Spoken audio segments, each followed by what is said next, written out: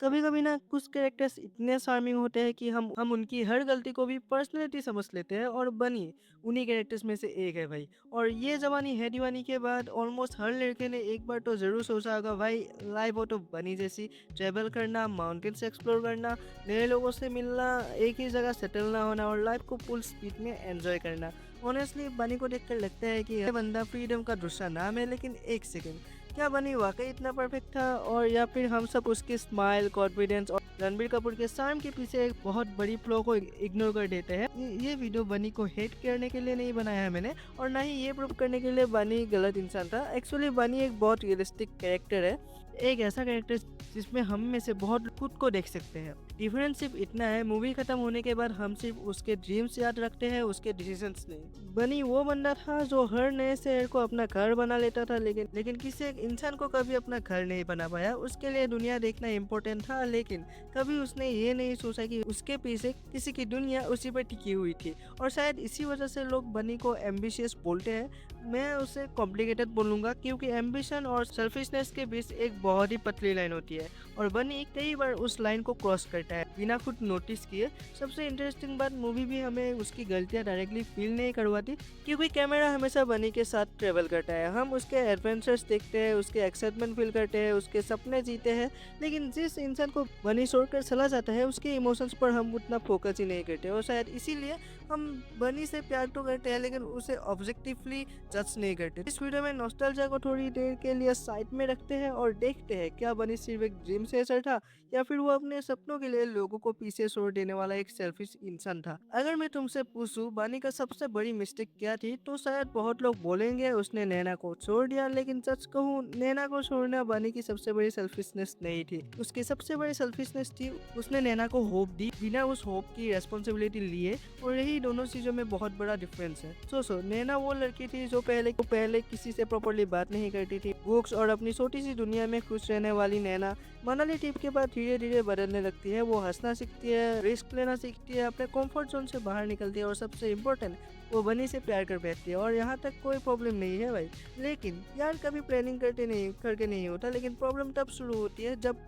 बनी को भी ये फील होने लगता है कि नैना उसके लिए सिर्फ एक दोस्त नहीं है। मूवी में कई मोमेंट्स है जहाँ बनी क्लियरली नैना के क्लोज आता है, उसके साथ फ्लर्ट करता है, उसके केयर करता है, उसके साथ इमोशनल मोमेंट्स शेयर करता है, और ऑडियंस को भी लगने लगता है कि भाई बस भाई अब तो दोनों साथ ही रहेंगे। लेकिन बनी के दिमाग में एक और मूवी चल रही होती है, उसके लिए रिलेशनशिप एक डेस्टिनेशन नहीं, एक डिस्ट्रैक्शन था। और यही उसका सबसे बड़ा फ्लॉ था, क्योंकि अगर तुम किसी इंसान के इमोशंस को समझते हो तो तुम्हारे पास दो चॉइसेस होती है, या तो उसे क्लियरली बता दो मैं रेडी नहीं हूँ, या फिर उसे ऐसे सिग्नल मत दो जो उसकी एक्सपेक्टेशंस बढ़ा दे। लेकिन बनी दोनों के बीच लटकता रहता है, और कभी कभी मिक्स्ड सिग्नल्स डायरेक्ट रिजेक्शन से भी ज्यादा हर्ट करते हैं। वैसे बनी कमिटमेंट से इतना डरता था, जैसे कॉलेज ग्रुप प्रोजेक्ट में कोई बोल दे उसे कि प्रेजेंटेशन तुम करोगे, तो उसका ये आंसर होगा कि भाई मैं हिमालय निकल रहा हूँ, तुम लोग जो करना है करो।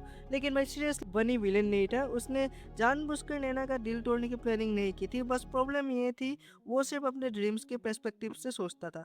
उसने कभी ये नहीं सोचा कि उसके एक डिसीजन का इमोशनल इम्पैक्ट किसी और के लाइफ पर कितना बड़ा हो सकता है। और सेल्फिशनेस की डेफिनेशन भी शायद यही है, हर बार किसी को हर्ट करना सेल्फिशनेस नहीं होता। कभी कभी सिर्फ अपनी ही स्टोरी देखते रहना भी सेल्फिशनेस होती है। और बनी की स्टोरी में हीरो सिर्फ बनी था, बाकी सब सपोर्टिंग कैरेक्टर्स। लेकिन असली जिंदगी में हर इंसान अपनी कहानी का हीरो है भाई। मेरी कहानी में मैं हीरो हूँ, तुम्हारी कहानी में तुम हीरो हो। और शायद बनी यही बात समझने में बहुत देर कर देता है, इसलिए उसका ये डिसीजन सिर्फ एक ब्रेकअप या मिस लव स्टोरी नहीं था, ये उसका कैरेक्टर का सबसे बड़ा फ्लॉ था। और इसी फ्लॉ ने बनी को एक परफेक्ट हीरो नहीं, एक रियलिस्टिक इंसान बनाया। अब तक मैंने बनी की बात की, लेकिन हर लव स्टोरी के दो साइड्स होते हैं, और अगर बनी इस कहानी का ड्रीमर था तो नैना इस कहानी का एक इमोशनल एंगल थी। मूवी की शुरुआत में नैना एक ऐसी लड़की होती है जो सिर्फ एक्सिस्ट कर रही होती है, no parties, no adventures, no excitement. उसकी दुनिया बस बुक्स और रेस्पॉन्सिबिलिटीज तक सीमित है। पर फिर उसकी लाइफ में बनी आता है, और पहली बार उसे लगता है कि लाइफ सिर्फ सर्वाइव करने के लिए नहीं, जीने के लिए भी होती है। बनी ने नैना को माउंटेन्स नहीं दिखाए, उसने नैना को उसका एक नया वर्जन दिखाया, एक कॉन्फिडेंट नैना, एक खुश नैना, एक ऐसी नैना जो हंस सकती है और बिना सोचे कुछ पागलपन भी कर सकती है। और शायद इसीलिए नैना को बनी से सिर्फ प्यार नहीं हुआ, उससे उस इंसान से प्यार हुआ जिसकी वजह से वो खुद को पहली बार जिंदा महसूस करने लगी।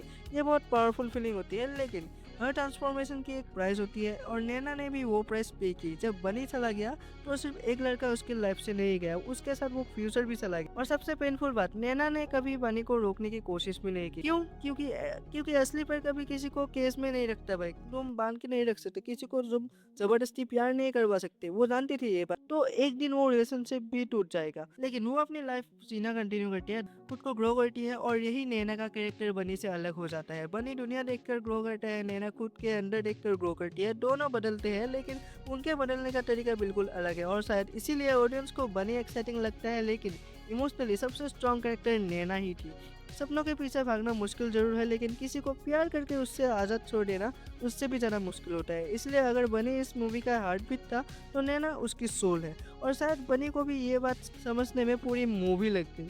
अब सबसे इंटरेस्टिंग सवाल, आखिर बनी के फ्लॉस इतनी ऑब्वियस होने के बाद भी लोग उसे इतना प्यार क्यों करते हैं? सिंपल आंसर, क्योंकि बनी सिर्फ एक कैरेक्टर नहीं, एक फैंटेसी है। हर इंसान की लाइफ में एक फेज आता है जब उसे लगता है यार बस सब छोड़ के कहीं दूर निकल जाओ, ना ऑफिस ना कॉलेज ना रेस्पॉन्सिबिलिटीज, सिर्फ एक बैकपैक और पूरी दुनिया। और बनी एग्जैक्टली वही ड्रीम रिप्रेजेंट करता है। इसलिए जब वो कोई गलती करता है हम उसे जज नहीं करते, हम उसके साथ खड़े हो जाते हैं। क्यों? क्योंकि कहीं ना कहीं हम उसके अंदर खुद को देखते हैं। लेकिन साइकोलॉजी में एक इंटरेस्टिंग कॉन्सेप्ट है कि अगर किसी इंसान की एक क्वालिटी बहुत अच्छी हो तो हम ऑटोमेटिकली मान लेते हैं कि बाकी चीज़ें भी अच्छी होगी। बनी हैंडसम है, कॉन्फिडेंट है, फनी है, सार्मिस्टिक है, तो हम उसकी मिस्टेक्स को भी यार ऐसा तो चलता है कहकर इग्नोर कर देते हैं। और सच बताओ, अगर बनी की जगह कोई एवरेज लुकिंग कैरेक्टर एग्जैक्टली वही डिसीजन लेता तो शायद ऑडियंस उससे सेल्फिश ही बोलती। एक और रीज़न है, मूवी हमें बनी की विक्ट्रीज दिखाती है, उसके फेलियर्स नहीं। हालांकि लास्ट में आके मूवी के एंडिंग में जाके कुछ दिखता है हमें, लेकिन पूरी मूवी में ज़्यादातर हमें उसके ट्रैवल मोन्टाज देखते हैं, उसके एक्साइटिंग जॉब देखते हैं, उसके एनर्जी देखते हैं, लेकिन उस रातों को नहीं देखते जब जब शायद वो अकेला फील करता होगा। और वह हमें एंडिंग में आके वो पता चलता है कि वो लास्ट में डिसीजन गलत लेता है, वो पता चलता है, लेकिन पूरी मूवी में ज़्यादा वक्त उसी चीज़ को दिखाया जाता है। इसी वजह से ऑडियंस के पास बनी का कंप्लीट पिक्चर कभी आता ही नहीं। और जब किसी कैरेक्टर्स का सिर्फ ग्लैमरस साइड दिखता है तो उसके फ्लॉस नेचुरली बैकग्राउंड में चली जाती है। लेकिन सबसे बड़ा रीज़न नॉस्टैल्जिया।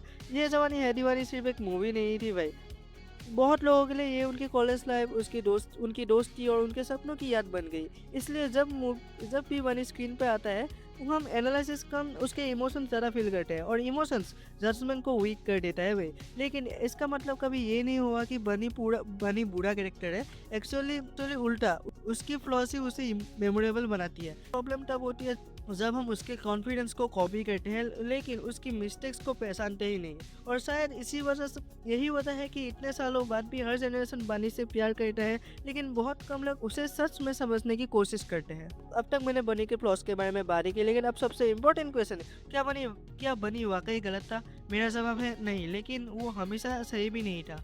और शायद इसी ग्रे की वजह से बनी बॉलीवुड का सबसे रियलिस्टिक कैरेक्टर में से एक लगता है। देखो, हर इंसान का एक ड्रीम होता है, किसी का ड्रीम होता है डॉक्टर बनना, किसी का बिजनेस खोलना, और बनी का ड्रीम था पूरी दुनिया देखना।